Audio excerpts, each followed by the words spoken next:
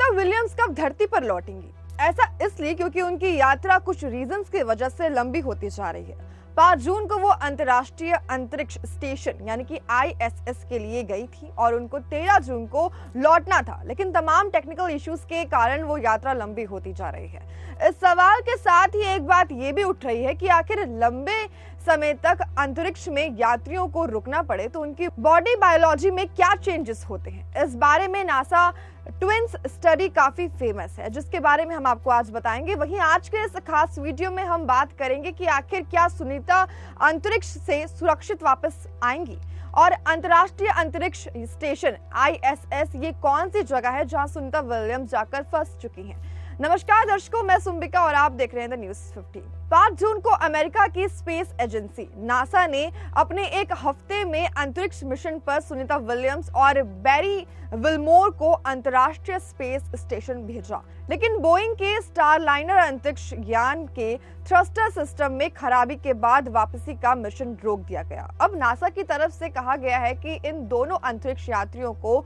अगले 45 या उससे ज्यादा दिन तक अंतर्राष्ट्रीय स्पेस स्टेशन पर ही बिताना पड़ सकता है। अनुमान के मुताबिक सुनीता और उनके साथी की वापसी जुलाई महीने में आखिरी तक हो सकती है। नासा की टीम लगातार सभी तकनीकी खामियों को दूर करने और उनको समझाने का प्रयास कर रही है। वहीं CNN की रिपोर्ट में 90 दिनों तक ऑपरेशन को बढ़ाए जाने की खबर का जिक्र किया गया है। वहीं आगे बता दें आपको कि अमेरिकी अंतरिक्ष एजेंसी नासा ने कहा कि सुनीता विलियम्स सुरक्षित है।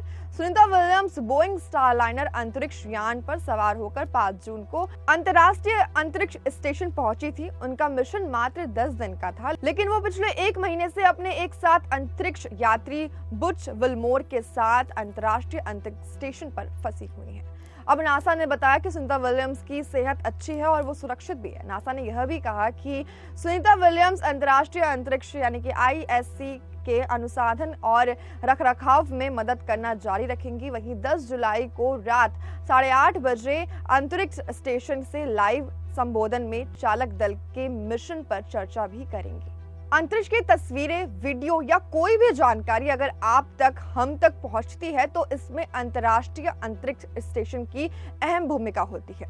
यह स्टेशन पृथ्वी की सतह से 400 किलोमीटर ऊपर 90 मिनट में धरती का एक चक्कर लगाता है। यहाँ हजारों वैज्ञानिक प्रयोग हुए हैं। अंतरिक्ष की तमाम घटनाओं को दर्ज किया गया है। आज भी दुनिया भर के तमाम साइंटिस्ट इसमें रहकर अंतरिक्ष की गतिविधियों का अध्ययन कर रहे हैं, लेकिन अब इसे गिराने की तैयारी की जा रही है। जी हाँ, इसे गिराने की तैयारी हो गई है। चौंकी नहीं, यह पहले से तय था कि एक ना एक दिन इसका कार्यकाल खत्म हो जाएगा, तब इसे गिराने की जरूरत जरूर पड़ेगी। वहीं अब अमेरिकी अंतरिक्ष एजेंसी नासा ने इंटरनेशनल स्पेस स्टेशन को गिराने के प्लान का खुलासा भी किया है। इंटरनेशनल स्पेस स्टेशन पर 3 दशक से एस्ट्रोनॉट जाते रहे हैं, प्रयोग करते रहे हैं, लेकिन अब नासा ने बताया कि 2031 में हम इसे खो देंगे। फुटबॉल मैदान के बराबर आकार वाले अंतर्राष्ट्रीय अंतरिक्ष स्टेशन को गिराने के लिए एलन मस्क की स्पेस एक्स कंपनी को चुना गया है। यह कंपनी 430 टन वजनी इस स्टेशन को प्रशांत महासागर में गिराएगी। उसके लिए अभी से विशेष यान का निर्माण किया जाएगा। इस पर $843 मिलियन यानी कि लगभग 7,000 करोड़ रुपए का खर्चा आएगा। नासा के इंजीनियरों का कहना है कि स्पेस स्टेशन अभी काफी मजबूत है, लेकिन इसका कार्यकाल खत्म हो रहा है, इसलिए इसे धरती पर उतारना होगा।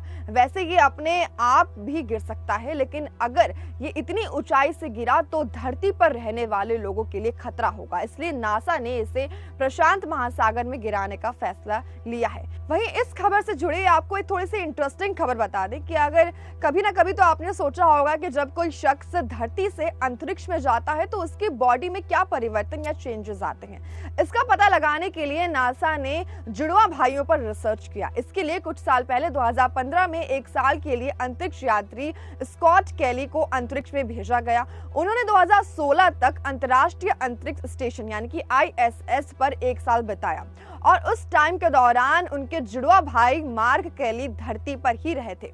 वहीं स्पेस में स्कॉट केली के ब्लड के सैंपल्स की जांच की गई और अंतरिक्ष उड़ान से पहले, उसके दौरान और बाद में धरती पर उनके जुड़वा भाई की भी जांच की गई और इसमें यह पाया गया कि स्कॉट के टेलोमेरस का मतलब मैं आपको बता दूं कि ह्यूमन बॉडी बना हुआ है बहुत सारे सेल्स और सेल्स में पाए जाते हैं क्रोमोसोम और क्रोमोसोम के ऊपर वाले पार्ट को टेलोमेयर कहते हैं। टेलोमेयर के कम होने के कारण ही इंसान बूढ़ा हो जाता है और यही टेलोमेर्स अब अंतरिक्ष में रहने के दौरान काफी अनएक्सपेक्टेड फॉर्म में लंबे हो गए। हालांकि जब स्कॉट पृथ्वी पर लौटे तो उनके टेलोमेरस जल्दी ही छोटे हो गए। अगले महीनों में उनके टेलोमेरस ठीक हो गए, हालांकि वो पहले की तुलना से काफी छोटे हो गए।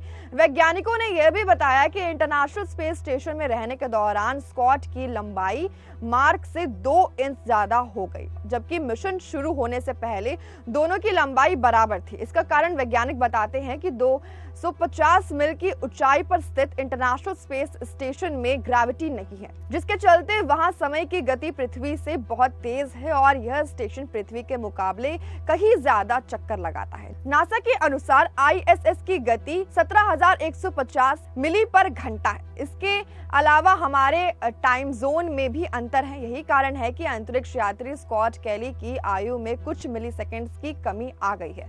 स्कॉट केली अपने भाई मार्क से 6 मिनट बाद जन्मे थे, लेकिन अंतरिक्ष में 1 साल रहने के दौरान वे अपने भाई से 6 मिनट और 10 मिलीसेकंड छोटे रह गए। इस मिशन से अंतरिक्ष के कई राज खुलेंगे। इस बदलाव की वजह से रीढ़ की हड्डी के जोड़ आकार में बढ़ जाते हैं। इस कारण शरीर की लंबाई बढ़ जाती है। तो हमारी आज की इस खबर में बस इतना ही। इस पर आपकी क्या राय है हमें कमेंट सेक्शन में जरूर बताएं। साथ ही देखते रहिए न्यूज़ 15 वीडियो को लाइक, चैनल को सब्सक्राइब करना बिल्कुल ना भूलें।